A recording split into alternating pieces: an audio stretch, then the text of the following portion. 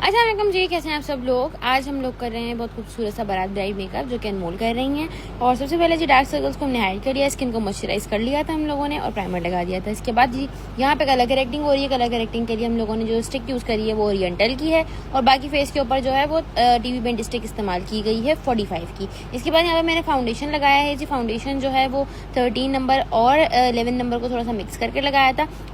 जो कॉम्प्लेक्शन है लड़की का वो फेयर ही था, लेकिन हल्का सा हमने वार्म अंडरटोन डाला है ताकि फाउंडेशन जो है वो ऑक्सीडाइज ना हो। ठीक है जी, डैब डैब करके पूरे फेस पे हमने फाउंडेशन लगा ली है। फाउंडेशन हमने काशीज़ की यूज़ करी थी और यहाँ पे अंडर आइज को मैंने अच्छे से जो है वो क्लीन किया है कि जी कहीं लाइन वगैरह ना आ रही हो। उसके बाद कॉम्पैक्ट से लॉक कर दिया है। कॉम्पैक्ट जो यहाँ पे यूज़ किया है वो ग्लैमरस फेस का 08 नंबर का कॉम्पैक्ट है।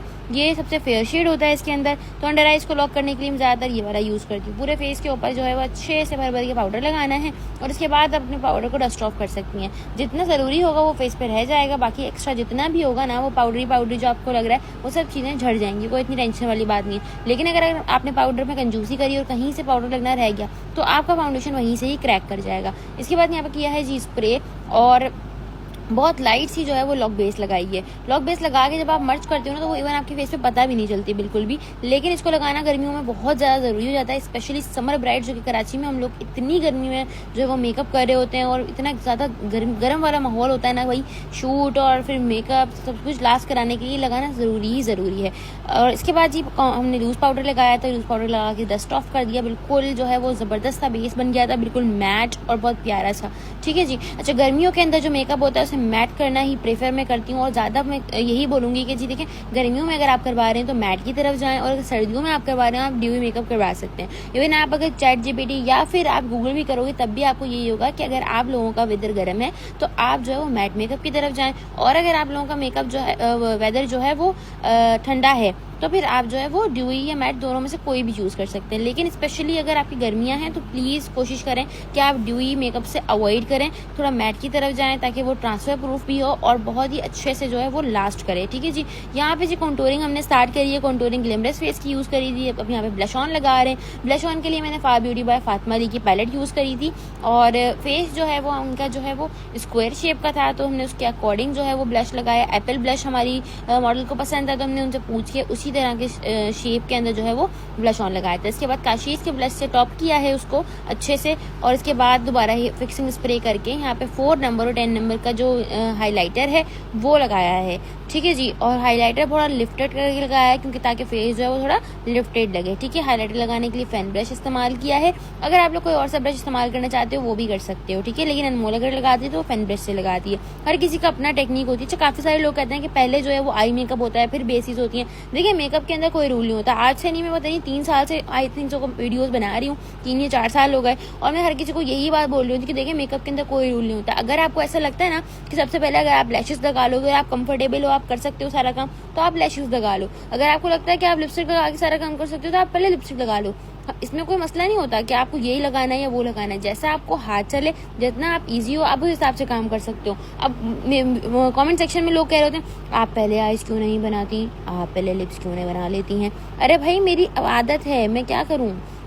अच्छा, इसके बाद जी अच्छे से जो है वो हम लोगों ने आईब्रोज को साफ कर लिया था ताकि इसके अंदर से जो है वो जितना भी प्रोडक्ट गिरे वो आईज के ऊपर या फिर लिपस्टिक के ऊपर ना गिरे। ठीक है। अच्छा, हर चीज़ की एक टेक्निक होती है। मुझे ट्रिक है कि मैं कर सकती हूँ तो जैसा मैं कर लेती हूँ। इसके बाद यहाँ पे मेडोरा की लिपस्टिक 224 ली थी, उससे मैंने अच्छे से जो है वो लिपस्टिक लगाई। यहाँ पे 2 शेड्स लगाए थे मैंने लिपस्टिक के। इसके बाद हम यहाँ पे हाईलाइटर लगाए हैं, एक सिल्वर कलर का ब्रू बोन पे और इनर कॉर्नर्स के ऊपर मैंने गोल्डन हाईलाइटर लगाया था। उसको मैंने लॉक किया है काशीज़ की आई ग्लोइंग से। ठीक है। 03 और सिल्वर इसका नंबर है। बहुत ही खूबसूरत है और बहुत अच्छा इफेक्ट आता है आई ग्लोइंग लगाने से। इसके बाद मैंने जो हाइलाइटर लगाया था सिल्वर कलर का, उसको ब्लेंड कर दिया था। ऑरेंज कलर का शेड लगाया है पहले अपनी सॉकेट एरिया के ऊपर, उसको ब्लेंड कर दिया। ब्रशेस जितने भी यहाँ पे इस्तेमाल किए हैं वो काशीज़ की प्रोफेशनल किट के हैं जो कि ब्लैक कलर की होती है। ठीक है जी। उसके अंदर इतने ब्रशेज हैं कि आप लोगों ने अगर एक बार उसे परचेज कर लिया ना तो उसके बाद आपको कोई और ब्रश किट खरीदने की जरूरत मुझे नहीं लगता कि रहती है। ठीक है जी।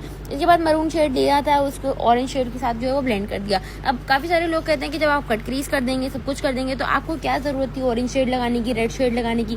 तो देखें, जो चीज़ कैमरा नहीं देख पा रहा ना या नहीं दिखा पा रहा, वो आप लोग असल आंख से देखते हो। जो आप कलर लगाओगे वो पॉप अप होके नजर आएगा। ऐसा नहीं है कि कोई भी चीज़ ज़ाया हो जाएगी, ठीक है जी। जो हम लगाते हैं ना कलर्स, वो हल्की हल्की सी ब्लेंडिंग बहुत प्यारा लग रहा होता है, ठीक है जी। तो इस वजह से हम उनकी फैमिली के कलर पहले अप्लाई करते हैं। अगर आप लोग लाइटर शेड से स्टार्ट करते हो तो मेकअप करना भी आसान हो जाता है। तो 2-3 वजह होती है, कुछ ना कुछ वजह ज़रूर लाजमी होती है अगर आप कोई चीज़ लगा रहे हो तो।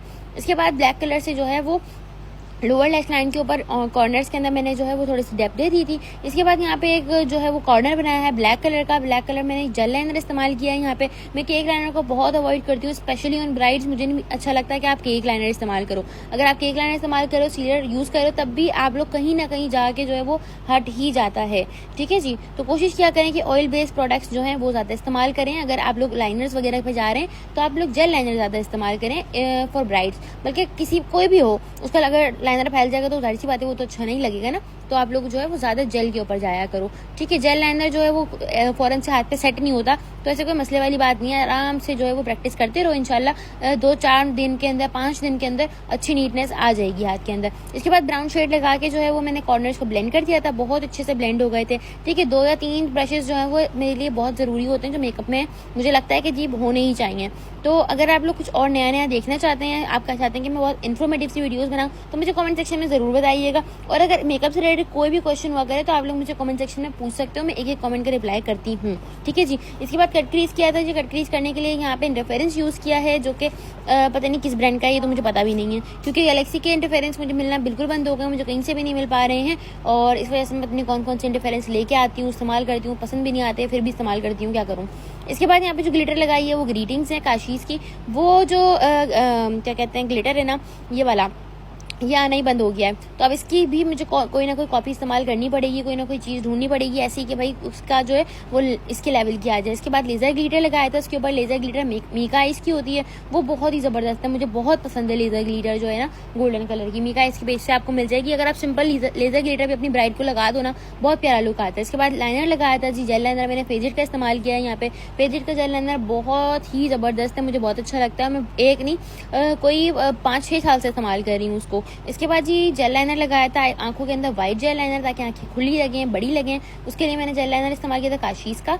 और इसके बाद यहाँ पे मस्कारा में लगा रही हूँ बॉब का, ठीक है जी। बॉब का मस्कारा वाटर प्रूफ होता है, आप आंखें बंद करके अपनी ब्राइड्स पे लगाओ, कुछ भी नहीं होना अगर ओरिजिनल है तो, ठीक है जी। ब्रो मेकर मैंने यूज़ किया था काशीज़ का, और यहाँ पे जो शेड मैंने इस्तेमाल किया ब्रो मेकर को वो ब्राउन है। अभी जो ब्रो मेकर है वो आउट ऑफ स्टॉक है, लेकिन अगर आप ऐसा ही ब्रो मेकर यूज़ करना चाहते हो तो आप मोराल का यूज़ कर सकते हो। एक तो बजट के अंदर और है भी बहुत प्यारा। यहाँ पे लैशेस मैंने काशीज़ की इस्तेमाल करी थी। और इसके बाद मैंने आईब्रोज को जो है अच्छे से जो वो शेप किया था। इसके बाद मैंने उनको हल्के से पूरी से ब्लेंड किया ताकि आगे की तरफ ब्लेंडिंग आ जाए अच्छी। और यहाँ आप देख सकते हो मेकअप बहुत प्यारा लग रहा था। अभी कपड़े नहीं पहना तो इतना इनहेंस नहीं हो रहा, तो जैसे ही इसकी फुल लुक जो है आपके सामने आएगी तो इंशाल्लाह आपको बहुत पसंद आएगा। और लुक जो है वो आपके सामने आ चुकी है। उम्मीद करते हैं कि पसंद आया होगा। अगर आपको पसंद आया है तो आप लोगों ने लाइक करना है। अपने को जो भी क्वेश्चन है वो मेरे को आप लोग कमेंट सेक्शन में बता सकते हो। इसके अलावा एक और बात जी, ये वाला ड्रेस ज्वेलरी जो है वो द ब्राइड्स प्राइड का है। अगर आप लोग अपने इवेंट्स के लिए रेंट आउट करना चाहते हो तो आप उनसे रब्ता कर सकते हो। Thank you so much for watching my video. अपना बहुत सारा ख्याल रखें, मिलते हैं नेक्स्ट वीडियो में। जब तक के लिए लाफे।